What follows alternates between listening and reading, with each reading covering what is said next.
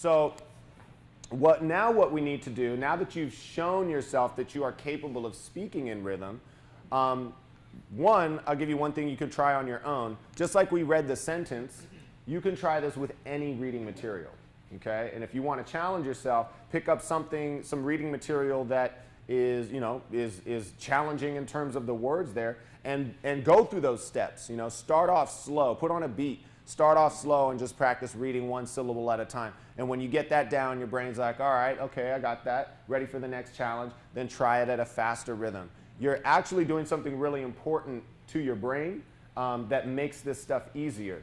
And they don't teach this in school. I discovered this on my own. But we have a right brain and a left brain, right? And what are the two responsibilities aside from like the physiological kind of thing, but like the ways of thinking? What does the right brain do and what does the left brain do then? Analytical and the other creative. Right. Analytical, creative. Somebody else say something different? Yeah, I just said the left is logical and the right is more like, yeah. Correct. Exactly. And interestingly enough, little kids when they're born are like, they're bundles of energy and emotions and, creativity. It's that right brain that's really getting, feeding off of this experience. And then when we start going to school, we start learning, we become educated, we start learning these left brain things when it becomes about grades and it becomes, you start learning math and science and history and English, all of these things that are left brain activities. And for some reason, when we're learning as little children, you need music to teach a left brain activity, a left brain thing like the alphabet, right?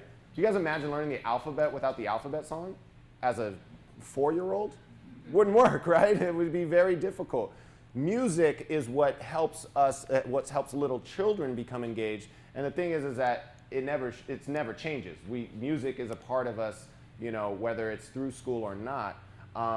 But when you are when we're going back and we're reincorporating music into our learning process, what you're doing is, for example, reading is a left brain activity, language, recognizing things, but music is a right brain activity. So when you combine them and you focus on the timing, you are actually using both sides of your brain at the same time, and they're communicating with each other through the corpus callosum, which is like right in between the two halves. So just like anything else, working out, building a muscle, learning an instrument, playing a sport, if it's a challenge for you at first, it's only because your brain isn't used to it. You're like engaging a new muscle. The more you do this, the more natural feeling it becomes.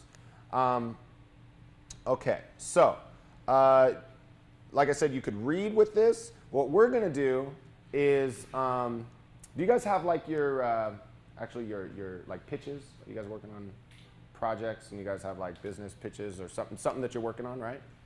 All right, so here's what we're going to do.